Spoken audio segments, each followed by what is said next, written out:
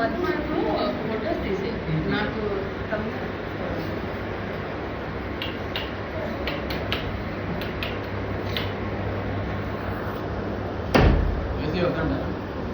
చల్లగా ఉన్నది మరీ రాత్రి కూడా ఏం చేసుకోవాలి.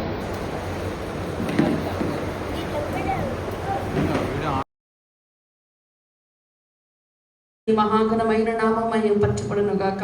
తండ్రి నీ కొందనాలు నాయన. అయా ఈ సంవత్సరం అంతా కూడా నేను రెక్కల చాటులో భద్రపరిచారు తండ్రి. నీ కొందనాలయ్యా. అయా నీ కొందనాలు, స్తోత్రాలు స్తోత్రాలు స్తోత్రాలు నాయన. కృప కలిగిన దేవా నీకే వందనాలు, స్తోత్రాలు నాయన. అయా అయా అయా మీరే ఎప్పటికీ హెచ్చించబడాలి, నీ నామే కనపరచబడాలి, నీ వాక్యమే బయలుపరచబడాలి తండ్రి. నీ కొందనాలు. ఈ నెలలో జరిగే ప్రతి గృహారాధనని మీరు ఆశీర్వదించండి నాయన. అయా రేపు బుధవారం స్త్రీల కూటమిని ఘనంగా జరిగించండి. ఈ ఆఖరి స్త్రీల కోటాను బట్టి నీకు స్తోత్రాలు. ఈ సంవత్సరం అంతా జరిగించిన ప్రతి క్రమాన్ని బట్టి, అయా మందిరంలో జరిగిన ప్రతి ఒక్క క్రమాన్ని బట్టి నీకు స్తోత్రాలు చెల్లిస్తున్నాము తండ్రి. అయా నీ ఇచ్చిన కాపుదలను బట్టి, సమాధానాన్ని బట్టి, సహాయాన్ని బట్టి తండ్రి, మీరు మా జీవితాల్లో చేస్తున్న ప్రతి మేలుని బట్టి నీకు స్తోత్రాలు చెల్లిస్తున్నామయ్యా. యేసయ్యా గొప్ప దేవుడా, మంచి దేవుడా, కనికరం కలిగిన దేవుడా, కరుణ కలిగిన తండ్రి, నీ వందనాలు, స్తోత్రాలు స్తోత్రాలు స్తోత్రాలు నాయన. ఆశ్చర్య కార్యాలు మా జీవితంలో జరిగించిన దేవా, అయా మీరు పొందిన దెబ్బల చేత మేము స్వస్థపడుతున్నాము నాయన. పాపాలు పరిహరింపను కన్నె మరియమ్మ గర్భన పుట్టెను. ఇదిగో భయపడక వినుడి నావతాలకు కరమైన సువాత. ఇదిగో భయపడక వినుడి నావత మహా సంతోషకరమైన సువాత. నవాళ్ళిచ్చే ప్రకటించే నావత, నవాళ్ళిచ్చే ప్రకటించే నావత. ప్రభు మహిమతో వాసిల్లే ప్రభు దూత యేసన్న ఈ దినం. పాపాలు పరిహరింపను కన్నె మరియమ్మ గర్భన పుట్టెను. నీవయ్యా మొదటి వాడవు కడపటి వాడవు, యుగ యుగములలో ఉన్నవాడవు. మొదటి వాడవు కడపటి వాడవు, యుగ యుగములలో ఉన్నవాడవు. దివినేలు సూత్రాంగుడా యేసయ్యా, దిగి రానయ్యున్న మహారాజువు నీవయ్యా. మానక నా ఎడల కృప చూపుచున్నావు, మారదు నీ ప్రేమ తరతరములకు. మానక నా ఎడల కృప చూపుచున్నావు, మారదు నీ ప్రేమ తరతరములకు. మాట తప్పని మహనీయుడవు, మార్పులేని వాడవు. నీవు చెప్పిన మంచి మాటలు నెరవేర్చువాడవు. నీ మాటలే జీవపు ఊటలు, నీ కృపలే బలమైన కోటలు. నీ మాటలే జీవపు ఊటలు, నీ కృపలే బలమైన కోటలు. దివినేలు సూత్రాంగుడా యేసయ్యా, దిగి రానయ్యున్న మహారాజువు. దీవారాత్రములు కంటి పాపవలే కాచి, దయగల హస్తముతో బ్రోచి నడిపించితివి.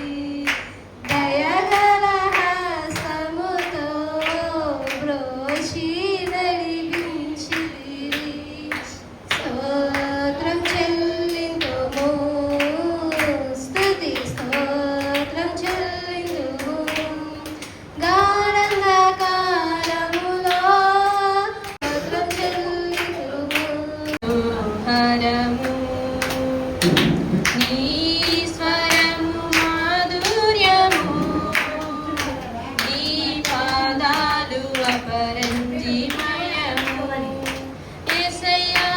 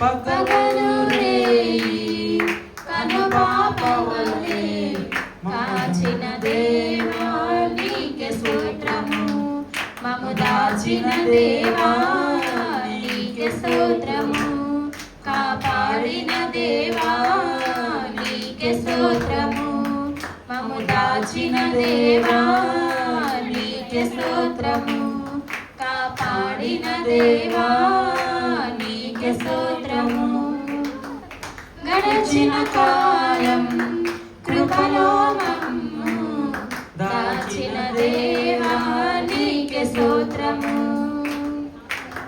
కలత చెందిన కష్టకాలమున నాదరినే నిలిచావా నా ప్రభు గురిలేని తరుణాన వేరువగా నాదరినే నిలిచావా నా ప్రభు నేను వెళ్ళే మార్గము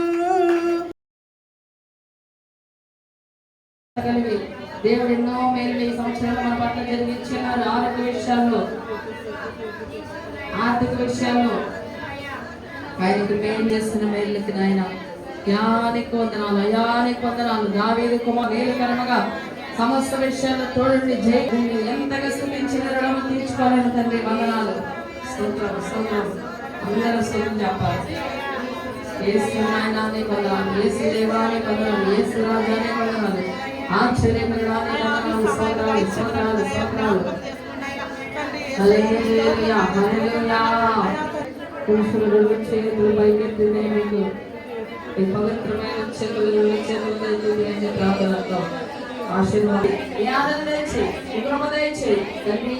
సంవత్సరం అంతా రెక్కల చాటున దాచవయ్యా. అయ్యా ఎన్నోసార్లు స్వస్థపరిచవయ్యా. అమ్మగారు ఏమనుకున్నారో మళ్ళీ ఫోన్ చేశారు నాకు. సరే చేయగలిగితే చేయండి, లేదంటే పోనీ ఈవినింగ్ పెట్టుకుందాంలే అని చెప్పని అన్నారు. ఇంకా మళ్ళీ ఇంకా సరే అమ్మ మీ ఇష్టం, ఈవినింగ్ పెట్టినా సరే పర్వాలేదని చెప్పి నేను అన్ని ఇంకా ఆ రోజు సాయంత్రం అయితే మేము కూటం పెట్టుకున్నామండి. దేవుడైతే చాలా ఘనంగా జరిగించేయడానికి కూటం అసలు అనుకోలేదు. అప్పటికప్పుడు చేసిన కూటం అయినా సరే చాలా ఘనంగా జరిగింది. మా పిల్లలు వాళ్ళ ఫ్రెండ్స్ వాళ్ళందరూ చక్కగా వచ్చారు, చాలామంది వచ్చారు. కూటం అది ఘనంగా జరిగింది. మళ్ళీ వంటలు కూడా దేవుడు తక్కువ టైంలో అయినా మంచి వంటలు సిద్ధపరిచాడు. అలాగే ఈరోజు మళ్ళీ మొన్న మా ఇంట్లోనే అన్నారండి, అమ్మగారు ఇలా లైటింగ్ పెడుతున్నామని చెప్పేసి. సరేలే దేవుడి పరిచయం మందిరం పరిచయం చేస్తున్నారు కదా, ఇంక సరేలే వెళ్దామని చెప్పి మేము కూడా అనుకొని నేను అమ్మగారికి ఫోన్ చేస్తే రండి అయితే అని చెప్పి అని అన్నారండి. అయితే నేను మా ఆయన మా చిన్నోడు ఇంకా డాను యేసురాజు మేము ఐదుగురు. కొంచెం భయం అనిపించింది. అయినా సరే ధైర్యంగా అమ్మగారు విశ్వాసంతో రండి మనం భయపడకూడదని చెప్పి రాత్రి అన్నారు. అయినా సరే నిజంగా అలా తీసుకొస్తారని మేము కూడా ఎక్స్పెక్ట్ చేయలేదు. మా యేసురాజు కూడా అంటున్నాడు, అత్త చాలా బాగా అవుతున్నాడు అత్త మా అని. బాగానే వచ్చేసామండి, ఫాస్ట్గానే వచ్చేసాము. దేవుడు మరి ఈరోజు పరిచయం చేసేటప్పుడు మమ్మల్ని కూడా కలిపాడు. దేవునికి స్తోత్రం. నా గురించి నా కుటుంబం గురించి ప్రార్థన చేయండి. మీ అందరికీ నా వందనాలు. చిన్నగానే మొక్కుబడి చేసుకున్నా నేను. అట్లా దేవుడు వాళ్ళ విషయంలో ఎన్నో గొప్ప కార్యాలు చేస్తున్నారు. మమ్మల్ని బట్టి వాళ్ళు దేవుడిని తెలుసుకున్నారు. మరి వచ్చినప్పుడు వాళ్ళ అమ్మగారితో ప్రార్థన చేయించుకుంటారు. మరి దేవుడు ఆ కుటుంబాన్ని మళ్ళీ రాబోయే కాలంలో మళ్ళీ మందిరంలోకి తీసుకురావాలని మీరు అందరూ ప్రార్థన చేయండి. మళ్ళీ అలాగే ఇప్పుడు అక్కడ వర్షాలు మా తమ్ముడు చేయని కోత కూడా ఉంది. ఈ టెన్షన్లో చేయని గురించి కూడా పట్టించుకోలేదు. ఆ కోత కూడా సకరంగా అవ్వాలని మీరందరూ వాళ్ళ గురించి ప్రార్థన చేయండి. ఇదే చాలా చిన్న సాక్ష్యం. దేవుడు దీవించిన. మళ్ళీ నేను మా ప్రయాణంలో కూడా మరి మన వెళ్ళినప్పుడు క్షేమంగా తీసుకెళ్ళి మా నాన్న ఎలా చూస్తామని అంత భయం వేసింది. మేము వెళ్ళినప్పుడు మా నాన్న రెండో రోజే మేము లోపలికి వెళ్ళినప్పుడు నర్సు తొందరగా వెళ్ళిపోమంటే మా అమ్మాయి ఆంధ్రా నుంచి వచ్చిందని మా నాన్న గట్టిగా మాట్లాడేసరికి చాలా హ్యాపీ అనిపించింది మాకు. మరి ఎలా చూస్తామనుకున్నాను. మా అమ్మాయి ఆంధ్రా నుంచి చూడటానికి వచ్చింది. ఒక 10 నిమిషాలు వదలమ్మ వాళ్ళ నా సిస్టర్లను అడిగాడు.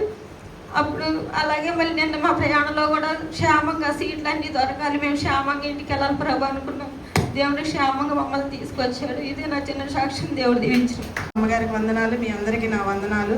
నేను చెప్పే సాక్ష్యం ఏంటంటే, మొన్న గురువారం 3ంటికి మా ఇంట్లో కరెంట్ ఎర్త్ అయ్యింది. అయితే స్తంభం పడిపోయిందంట పక్కన.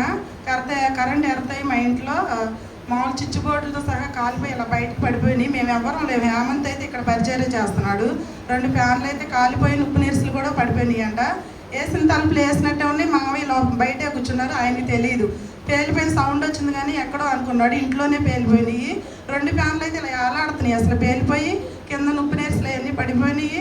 అలా కరెంట్ స్విచ్ బోర్డు ఉంటుంది కదా, ఆ బోర్డు కూడా పేలిపోయి యువతల పడిపోయింది.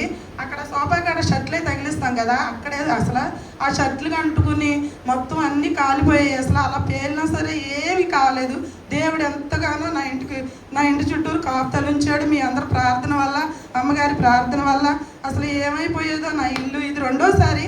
అందరికీ అసలు టీవీలు, ఫ్రిడ్జ్లు అన్నీ పోయినాయి ఫస్ట్ సారి అయితే. ఈసారి అయితే ఎవరికి ఏం కాలేదు, కానీ మా ఇంట్లోనే అలా జరిగింది.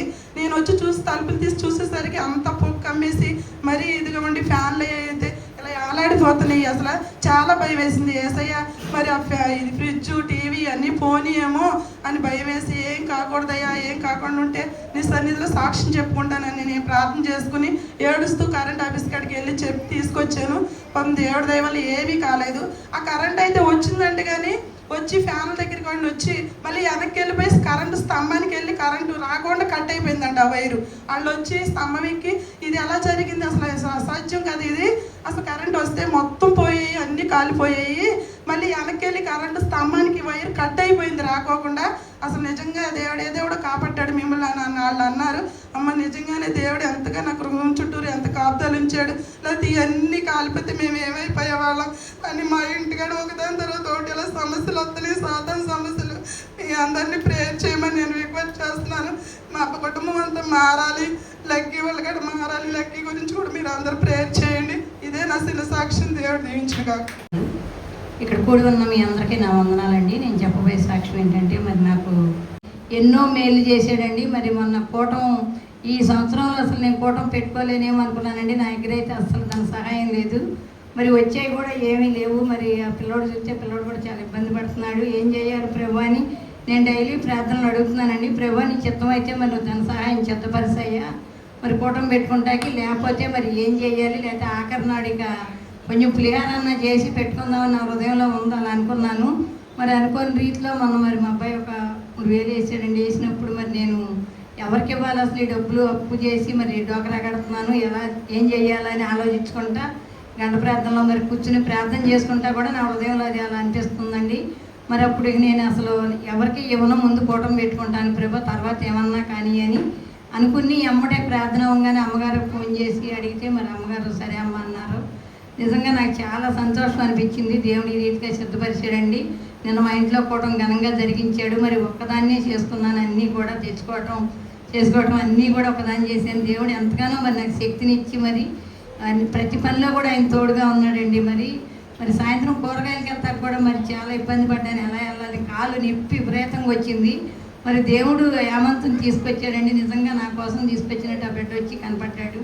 మరి తీసుకెళ్ళి కూరగాయలు ఖర్చులు మరి పాపం తీసుకొచ్చాడండి. నిజంగా దేవుడు ఎంతగానో తోడుగా ఉండండి. అడిగి మనసులో ఏదన్నా అనుకుంటే అది మరి ఆయన అర్థం చేసుకుని మరి నాకు ఏదో రకంగా సహాయాన్ని పంపిస్తున్నాడండి. దేవుని స్తోత్రం. ఇదే చిన్న సాక్ష్యం. దేవుడు దీవించును గాక. వందనాలు నాయన. కోటేశ్వరరావు గారిని, బేబీ గారిని జ్ఞాపకం చేసుకోండి తండ్రి. మరి మందిరాన్ని ప్రేమించి మరి నాయన మందిరానికి లైటింగ్ ఇవ్వాలని బిడ్డలను ప్రేరేపించి మరి నాయన వారు ఇచ్చిన ప్రభా ఈ లైటింగ్ని ఆశీర్వదించి నీ మందిరాన్ని అలంకరిస్తుండగా నీ కృప, నీ కాపుదల నాయన లైటింగ్ మీద ఉంచండి. ఎటువంటి నాయన మరి ఎఫెక్ట్స్ లేకుండా ప్రభా నాయన కరెంటు మీద నీ హస్తం ఉంచండి. ఇచ్చిన బిడ్డలను దీవించి వారికున్న ప్రతి అవసరతలను మీరు తీర్చి వారిని ఆశీర్వదించమని, దీన్ని లైటింగ్ పెడుతున్న బిడ్డలందరినీ కూడా మీరు ప్రత్యేకమైన కృపతో నింపి ఆశీర్వదించి ఆ పెట్టే సమయంలో నీ కాపుదల భద్రత దయచేయమని యేసు నామములో దీవిస్తూ ప్రార్థిస్తున్నాం తండ్రి. ఆమేన్. చిన్న ప్రార్థన చేసుకుందాం అందరం కూడా.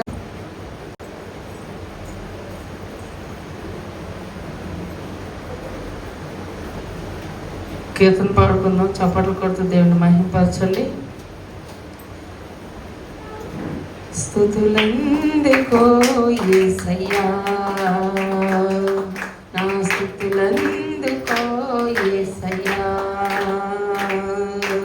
ధవళవర్ణుడా రత్నవర్ణుడా, 10,000లో అతి కాంక్షణీయుడా, ధవళవర్ణుడా రత్నవర్ణుడా, 10,000లో అతి కాంక్షణీయుడా, స్తుతి స్తుతి స్తుతి స్తుతి స్తుతి పాత్రుడా, స్తుతి స్తుతి స్తుతి స్తుతి స్తోత్రార్హుడా, స్తుతి స్తుతి స్తుతి స్తుతి స్తుతి పాత్రుడా, స్తుతి స్తుతి స్తుతి స్తుతి స్తోత్రార్హుడా, స్తుతులందుకో యేసయ్యా, మా స్తుతులందుకో యేసయ్యా. చప్పట్లు కొట్టండి. వెయ్యి నోళ్ళతో కీర్తించిన తీర్చలేము నీ రుణమును, విస్తార తైలము నీకిచ్చిన తీరునా నీ త్యాగము. వెయ్యి నోళ్ళతో కీర్తించిన తీర్చలేము నీ రుణమును, విస్తార తైలము నీకిచ్చిన తీరునా నీ త్యాగము. నలిగిన నా హృదయ దీపిక అందుకోనా స్తుతి మాలిక, స్తుతి స్తుతి స్తుతి స్తుతి స్తుతి పాత్రుడా. పోయిన వారం సొలొమోను గురించి మనం మాట్లాడుకున్నాం కదా, గుర్తుందా? సొలొమోను గురించి మనం చెప్పుకున్నాం. సొలొమోనుకి మరి చనిపోయే ముందు వాళ్ళ నాన్నగారు దావీదు గారు ఏమని చెప్పాడంటే పిలిచి, అది మనం మాట్లాడుకున్నాం. అయితే సొలొమోను గారు ఎంత జ్ఞానవంతుడో కూడా మనం మాట్లాడుకున్నాం. అదంతా వద్దులే, లాస్ట్ది. ఇశ్రాయేలు రాజ్యము సింహాసనము మీద ఆసీనుడగు ఒకడు నీకు ఉండక మానడని యెహోవా నిన్ను గూర్చి ప్రమాణము చేసిన మాటను స్థిరపరచును. ఆమేన్. ఇక్కడ దేవుడు సొలొమోను దావీదుకి ఏమని ప్రమాణం చేశాడంటే, ఈ ఇశ్రాయేలు రాజ్య సింహాసనం మీద, ఈ రాజ్యాన్ని ఏలే ఆ కుర్చీ నీ కొడుకుల్లో ఒక్కడు ఖచ్చితంగా ఉంటుంది దావీదు అని ఒక ప్రమాణం చేశాడు. ఇంత గొప్ప ప్రమాణం దావీదుకి ఎందుకు చేశాడు? మామూలు విషయం కాదండి. ఒక తరానికి సంబంధించింది కాదు, ఒక సంవత్సరానికి సంబంధించింది కాదు ఈ వాగ్దానం. మనకేదైనా వాగ్దానం చేశాడు అనుకో దేవుడు, మనం కూడా ఎంత సంతోషంగా ఫీల్ అవుతూ ఉంటాం, అవునా కాదా? అలాగే దావీదుకి ప్రమాణం ఏం చేశాడో దాని గురించి చెప్తున్నాడు. ఆస్తుల గురించి చెప్పట్లేదు, ఇంకా లోక విషయాల గురించి చెప్పట్లేదు. కానీ అయ్యా, నాకు దేవుడు ఒక వాగ్దానం చేశాడు, నువ్వు బుద్ధిగా ఉంటే, నువ్వు చక్కగా ఉంటే, నువ్వు నీతిగా ఉంటే, నువ్వు దేవుని యందు భయభక్తులు కలిగి ఉంటే, నువ్వు నీతి న్యాయాలు అనుసరిస్తూ ఉంటే, నీకు నీ బిడ్డలో ఒకళ్ళు ఎప్పుడు కూడా కుర్చీ మీద ఉంటారు, సింహాసనం మీద ఉంటారు, రాజ్యాన్ని ఏలతారు, నువ్వు ఘనముగానే నీ కుటుంబం ఉంటుంది, అది దేవుడు నాకు చేశాడు అని చెప్పాడు. ఇంతకీ దావీదుకి ఎందుకు చేసుంటాడు ఆ వాగ్దానం? అది అంత మామూలు విషయమైన వాగ్దానం కాదు కదా. దావీదుకి ఎందుకు చేశాడో మనం పక్క పేజీలో చూద్దాం. పక్క పేజీ కాదు, 2వ సమూయేలు గ్రంథం 7వ అధ్యాయంలోకి రండి అందరూ. 2వ సమూయేలు గ్రంథం 7వ అధ్యాయంలోకి. అసలు దావీదులో ఉన్న గుడ్ క్వాలిటీ మనం కూడా అలాంటి కలిగి ఉంటే మన పిల్లలకి మనం కోట్లు సంపాదించవసలా, లక్షలు సంపాదించవసలా. ఆయన ఒక మాట చాలు, మన పిల్లల్ని దేవుడు అలా నిలబెడతాడండి. ఏం కావాలో అవి సమకూర్చుతాడు, ఆయన సమకూర్చి జరిగేస్తాడు. ఏమిటి అంటే ఆయన 7వ అధ్యాయంను ప్రారంభం నుంచి చదవండి. నలుదిక్కులు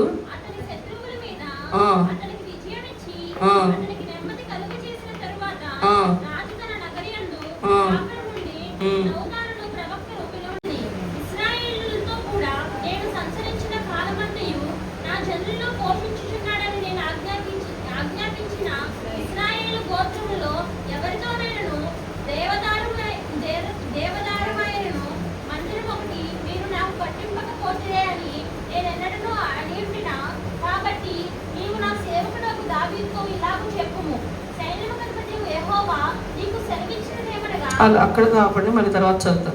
ఇక్కడ దావీదుకి దేవుడు ఎందుకు ఆ వాగ్దానం చేశాడు, దావీదుకి ఎందుకు అంత కృప పొందుకున్నాడు, ఎందుకు అంత ధన్యత పొందుకున్నాడు అనేది మనం పరిశీలన చేస్తే, దేవుడు మనకు ఒక వాగ్దానం చేయాలంటే మనలో అంత మంచి భక్తి ఉండాలి, అంత మంచి సమర్పణ ఉండాలి, దేవుణ్ణి అంత గొప్పగా ఎంచే మనసు ఉండాలి, దేవుని వాక్యాన్ని మనం ప్రేమించే ఆ హృదయం మనకు ఉండాలండి. అందరికీ చేయడు ఆయన, అందరికీ ప్రామిస్ చేయడు.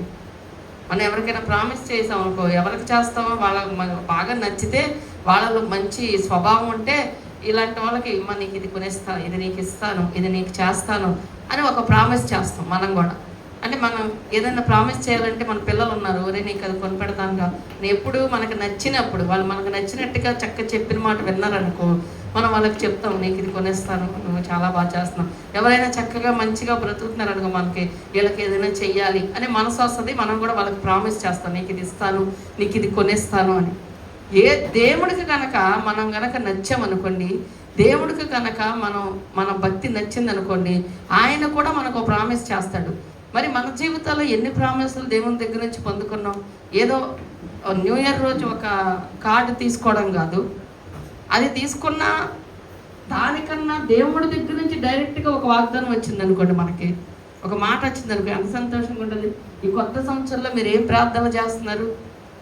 అయ్యా నాకు నీ దగ్గర నుండి ఒక వాగ్దానం కావాలి. జస్ట్ ఈ వాగ్దానం తీసుకుంటే సరిపోద్దా మన బ్రతికి? అది ఆ సంవత్సరాన్ని దైవ సేవకుడికి చెప్పాడు, ప్రవక్త దగ్గరికి వెళ్ళి, మన జీవితంలో నువ్వు ఒక పెళ్లి చేయాలనుకున్నా, నువ్వు ఒక వ్యాపారం పెట్టాలనుకున్నా, నీ ఇంట్లో నువ్వు ఏ డిసిషన్ అయినా తీసుకో, దాన్ని ముందుగా దైవజనుడికి దేవుడి దగ్గర ప్రార్థన చేయడం నువ్వు ఎప్పుడైతే చేస్తావో, నీ ఆలోచన యావత్తు దేవుడు ఏం చేస్తాడు? సఫలపరుస్తాడు. అది మంచిది కాకపోతే నీకు అప్పుడే చెప్తాడు, ఇది కరెక్ట్ అనిపించట్లేదు, ఇది నష్టము, ఇది నీకు ఎప్పుడైనా సమస్యనమ్మా, ఇది నీకు ఎప్పుడైనా ఇబ్బందేనమ్మా అని దేవుడు దైవజన నోటి ద్వారా పలికేస్తాడు. లేదా దేవుడితో నువ్వు అడిగితే, ప్రభా నేను ఇలా అనుకుంటున్నాను, నన్ను ఏం చేయమంటావు అన్నాడు నువ్వు అంటే, అది నీకు మేలైతే దేవుడు నడిపిస్తాడు, లేదంటే ఆపేస్తాడు. ఇక్కడ దైవ సేవకుడు ఒక రాజు కదా, నేను నిర్ణయం తీసుకున్నాక ఇంకా నేను వెళ్ళి సేవకుడిని అడగాల్సిన అవసరం ఏముందని అనుకున్నాడా దావీదు?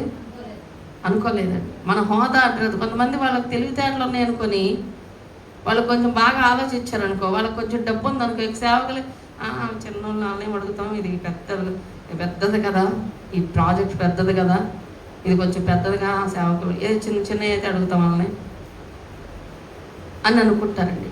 అది చాలా తప్పు. ఏదైనా నువ్వు ఇచ్చే ప్రిఫరెన్స్ని దేవుడు చూసి నీకు ఒక మంచి వాగ్దానం చేస్తాడు. నీ పిల్లలకి అవసరమయ్యే వాగ్దానం ఎక్కడి నుంచి వచ్చిందంటే, నీ విధేయత కలిగిన భక్తిలో నుంచి వచ్చింది. నువ్వు ఎంత విధేయత దేవునికి ఇస్తున్నావో, దైవజనునికి ఇస్తున్నావో, దానిని బట్టి నీకు దీవెన.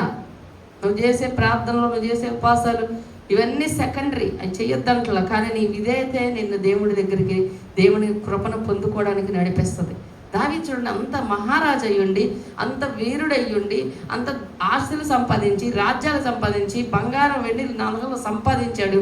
ఏమీ లేదు, టెన్షన్ లేదంట, నెమ్మదిగా ఉంది, అంతా కూడా ప్రశాంతంగా ఉంది.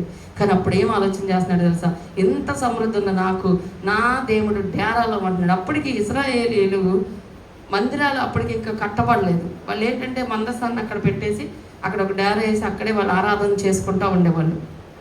మణిగారికి నిద్ర వస్తుంది, నిన్న నిద్రపోయింది, ఇవాళ నిద్రపోయింది. మీకు నిద్ర వస్తుందంటే ఎదురుగా శ్రమ ఉందని అర్థం. మీకు తెలియట్లా, సీరియస్ తీసుకోండి. మీకు అలసిపోయి నిద్ర వస్తుందా, నిద్ర లేక నిద్ర వస్తుందా తర్వాత విషయం.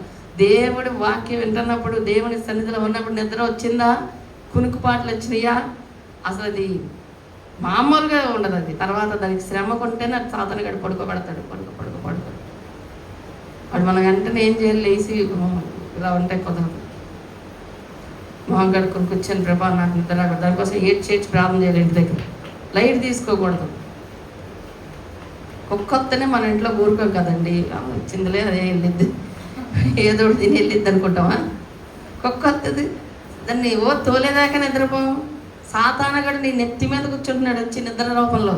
నీకు అర్థం కావట్లేదు. వాడు వచ్చాడంటే ఇక నాశనం, మొత్తం నాశనం చేస్తాడు. ఒళ్ళు నాశనం చేస్తాడు, ఇల్లు నాశనం చేస్తాడు.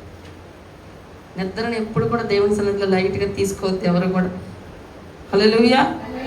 అయితే దావీదంట ఆలోచన చేస్తున్నాడంట.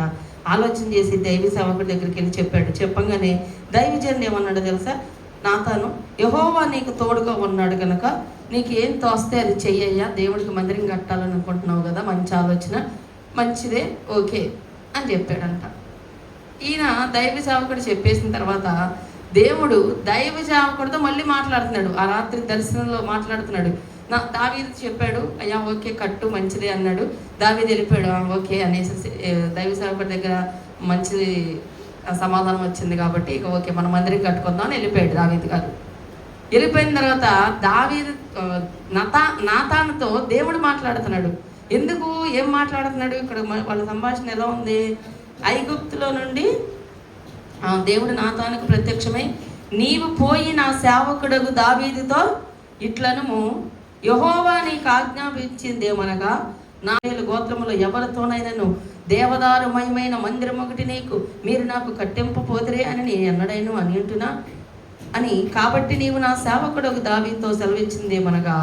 ఇక్కడ అంటే వాళ్ళ సంభాషణ ఎట్లా జరిగిద్దంటే, నువ్వు వెళ్ళి దావీదుతో మాట్లాడు, నేను మిమ్మల్ని విడిపించి ఫరో దగ్గర నుంచి విడిపించి మిమ్మల్ని రప్పించాక మీరు ఎక్కడ ఆరాధన చేస్తున్నారంటే డేరా వేసుకొని అక్కడ డేరా వేసుకొని మీరు ఆరాధన చేస్తున్నారు. అదే మందిరం వాళ్ళకి. మనలాగా ఇలా మందిరాలు ఏసీ మందిరాలు లేదంటే పెద్ద